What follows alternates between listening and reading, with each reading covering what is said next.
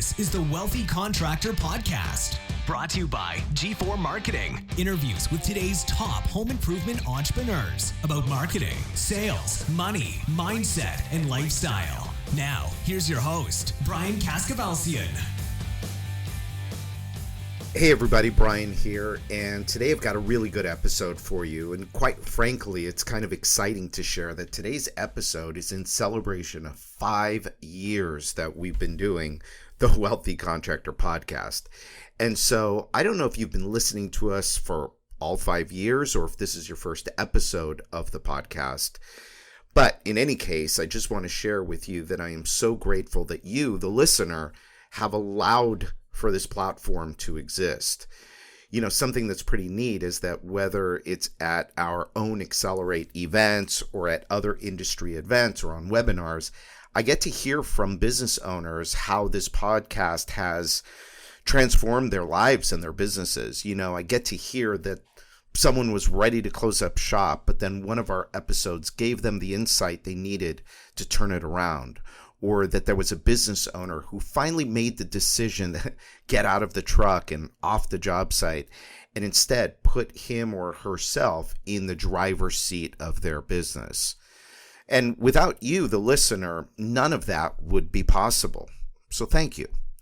And to say thank you the right way, I've got something special for you today.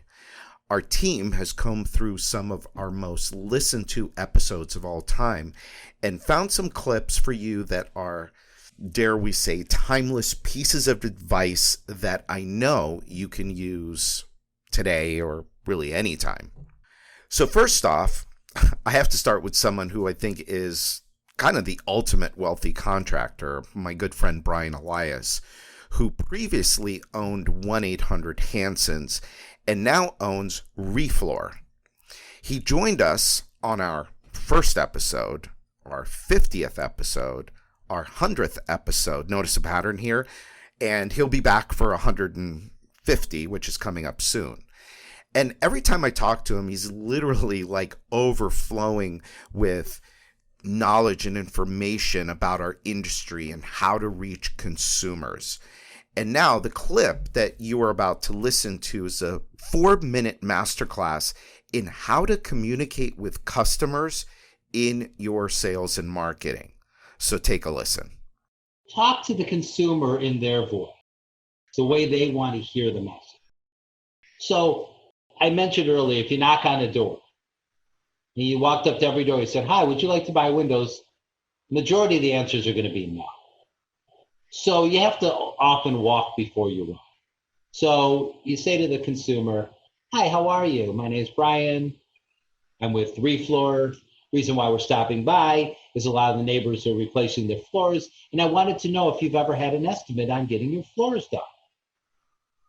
Okay, the answer yes or no doesn't hurt me, so it doesn't matter what they answer. So no, I haven't.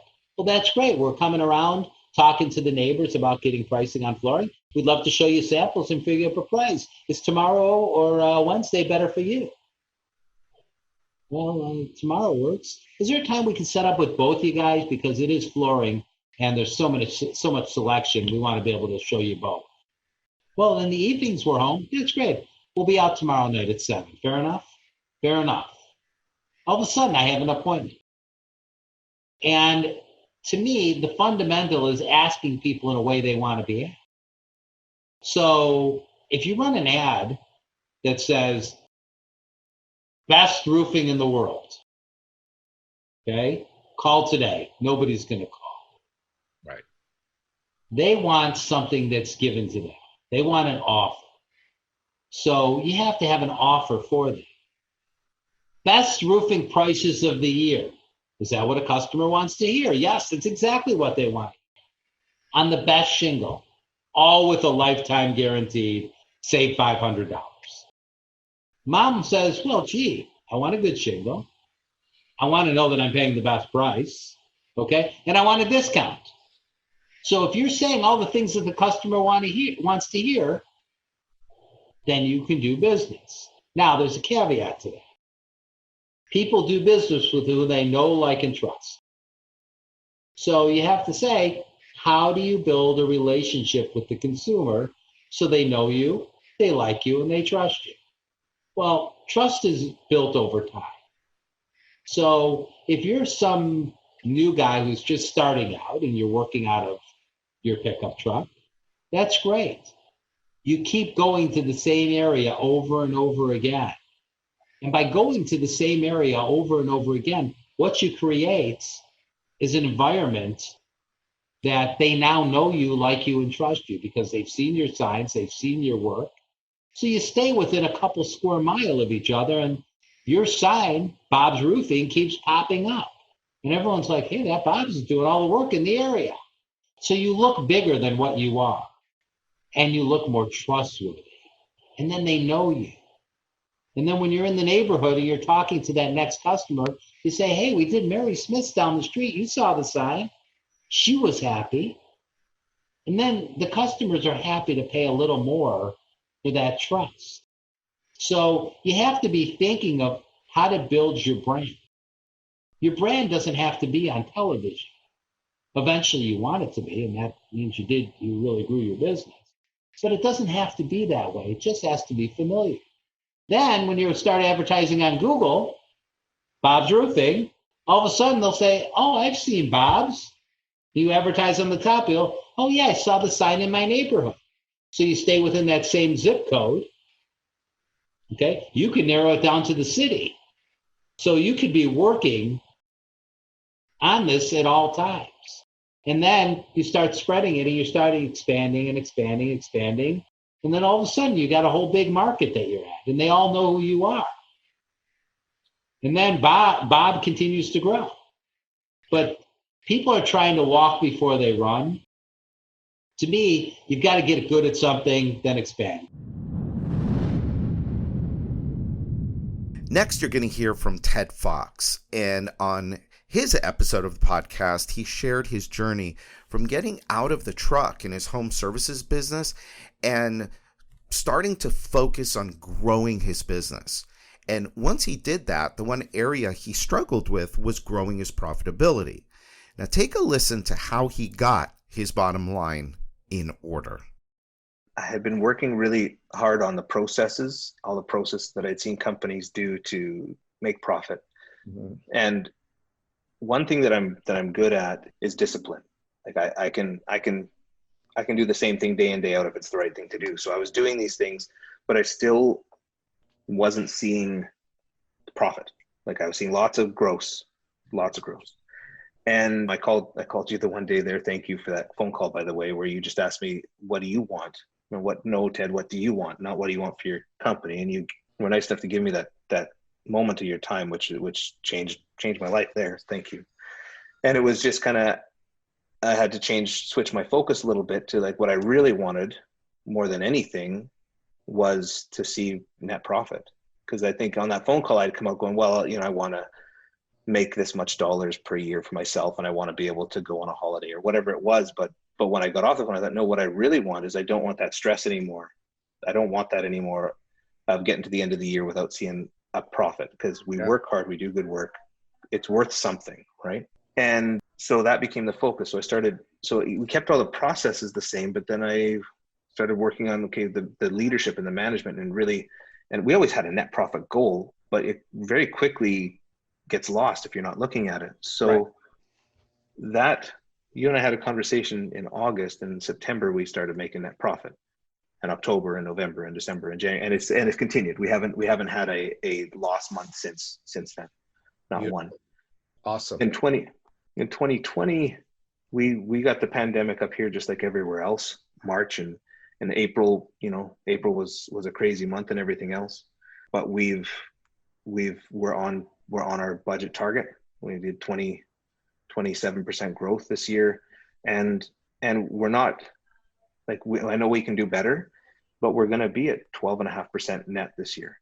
Nice. Which is that's good. That's great for us. Super happy right there. And next year it's going to be 15. That's right. Well, we just finished next year's budget yesterday, so It's looking good. Now, working on your business rather than in it is important. It's a struggle that pretty much every business owner faces. And when Dave Harrison joined us on the podcast, he gave some good advice on how to start to remove yourself from certain aspects of your business. So take a listen. I've got to manage different parts of the company. Delegating doesn't mean giving up responsibility. But an example might be, as I've suggested to an owner just a couple of weeks ago, I said, look, why don't you spend 20% of your time, if it's a big lead, a lead has big volume potential, go on the lead and take responsibility, but bring one of the salespeople with you. So you're teaching at the same time. Let's say it's the slower season and you got a salesperson going out on a call. Go on a few calls a week. It doesn't mean going to 100% sales if I'm great at sales. It means going on some of the key ones and doing some of the co-travel and being sort of a player coach, but still do the other things. So it's not a matter of doing it 100% of the time and giving up responsibility for the overall company, but it does mean delegating out the key parts and keeping your focus on what you do best. For that owner, if he spends 20% of the time in the field, he'll be better at staying in touch with what his competitors are doing, what consumers want, how they're coming across, all those different things. And I also recommended to that same owner on big jobs, you be the one to go pick up the check. You'll understand more about the quality of your company and what people are thinking and how to get referrals if you do some of those. What does that all mean? The stuff you're best at, you're better at having a pulse that's a quality pulse. Keep your pulse on the things you're best at and intuitively you just get. Don't give those things up. Totally. So 20% of the time, I like that, because to me, it just seems like, if you're a great salesperson or you're a great installer, you could find yourself stuck there because that's where you're most comfortable. So I like your suggestion of, especially when you're smaller, I think as you get bigger, maybe that 80-20 goes down a little bit. Maybe it's 5% of your time and 95% of the time you're managing the business, focused on the team, growing the business. Is that your recommendation? Actually not. The key is delegating the major parts of your business and building a team around you. If you're going to manage everything, then why would a great person want to be on your team? Great people want responsibility. Good people are happy with getting direction and everything to do. If you want to build a great business, you've got to be able to delegate. And let me use an example of that. My belief is in delegation, if you can find somebody that 5% of the time you look at what they do and you go, oh my God, that's embarrassing. 20% of the time you look at it and say, wow, well, it's okay, but I wouldn't have done it that way. And 75% of the time they did it pretty much like you would do it, pretty much. You get a great person there. In other words, if you can find someone that 25% of the time you're not throwing up, delegate. Most owners have trouble doing that. They demand in their minds that they know the best way and everyone should do it that way. You'll never build a great team that way. So how do you start that process of delegation? Because we've all heard it. Delegate, give it away, have somebody else do it. But it's not easy. As you know, it's tough. It's not easy, and it's not easy to look the other way when occasionally you look at it and you say, yuck. It doesn't mean you educate on how to do it better. It doesn't mean you don't have those conversations, but it doesn't mean to stop delegating because a few times you hate the outcome and sometimes you really wish they did it better. Because if you get someone who 75% of the time does it the way you would have done it, you got someone pretty good. And you never get that leverage until you can accept that. Let's pause here for a quick break. Are you ready to accelerate your business success in 2022? If you answered yes, then you'll want to listen closely to the special invitation. We're calling all home improvement and home service business owners to join us at Accelerate Live 2022, happening in beautiful sunny South Florida on February 15th and 16th. This is the only home improvement event guaranteed to be profitable for you on day one. To get more information, please go to www.accelerateevent.com. Discounted pricing is available right now. So if you want to save big, go to www.accelerateevent.com, and for additional savings, enter coupon code WEALTHY22 at checkout. Remember, this event is 100% guaranteed. If you don't feel it was profitable enough for you on day one, not only will we refund you your ticket money, but we will also give you $1,000 back to cover your time and your travel. So don't delay. Go to www.accelerateevent.com and secure your ticket today. Now back to this week's episode. Now, on the podcast, we often talk about mindset. And while it's critical for a business owner, it's just as important for your salespeople too. Check out this clip where John Inglis talks about why step 0 in his 10-step, well, really 11-step selling system is actually mindset. Yes, the mindset of your salespeople. Take a listen. Step 0 for my selling process is mindset. And we begin training. Again, that's a symptom, right? So a lot of owners will train people knowing they're going to get that when it's time to raise the price. But what they have is when they say that, this is what I'm going to say. The way to really solve that problem is to say, since I know at some point I'm going to have to raise the prices, and since I know that when I do, they're going to say that, what can I do from day one of training to bake the solution to that problem into the process so that when the time comes to raise the prices, they go, okay. Now, the reason I raise my prices twice a year, and this is why it's important to know your numbers. Last year, we closed 39.4% of the presentations we gave as a company. And we're usually about 40 of our presentations given. And for those listening, that's on the first visit, right? Very negligible follow-up. That's the first visit. So what does it mean when 6 years ago, for example, let's say my price was, I don't remember the number, but let's say it's $5,000. We're closing 40%. Then I raise it to 5,500. We're closing 40%. 6,000, 40%. 7,000, 40%. How come every time I raise my price, our closing numbers don't drop? And I'm going to tell you how I look at it. That means I'm leaving value on the table. In a football analogy, if you miss an easy field goal, or if you're in basketball, you miss an easy basket. How do they look at that in sports? Oh, he left 4 points on the court because he missed 4 easy layups. Well, I can actually calculate where my price is now, and I can go back year after year up until I really figured this out. And I'll bet you I cost myself at least $1 million in my pocket, because if I'm getting that today, I could have got it back then. Now, if I keep raising my prices and all of a sudden my closing numbers drop, well, there's 2 reasons for that. Either my salespeople aren't trained correctly, they're not the right salespeople, or listen, at some point, the price does exceed the value, or why not sell a shower for $1 million? Why not get $85,000 a window?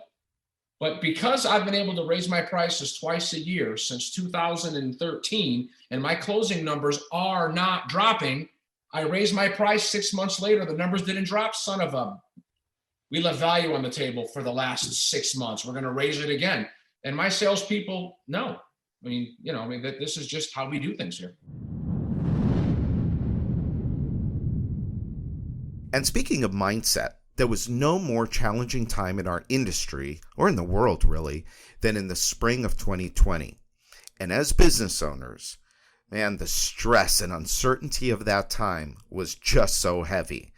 And that's when I just started hopping on the phone with some of the wealthy contractors I know and touching base with them on what that time was like and how they were getting through it and what they were thinking about it, because I wanted to share it with you. Because at the very least, I wanted you to know that you weren't alone. But at best, you could take something from those conversations and apply it to what could be some very tough days. So you're about to listen to a clip from one of the episodes from that series of the podcast that was called Navigating Through Uncertainty. Listen to Justin Bartley with Nextdoor and Window as he was sharing with our listeners some very specific ways to keep your business going during that time. but that could be applied to any time of uncertainty you may face now or in the future. And it is so crazy to listen to an episode from that time with such specific details that really bring all of the challenges from that time back to the front of our minds. I'll tell you what, I don't care to go back there, but I am so grateful that we were able to provide a platform for contractors during that time. So take a listen to what Justin had to say.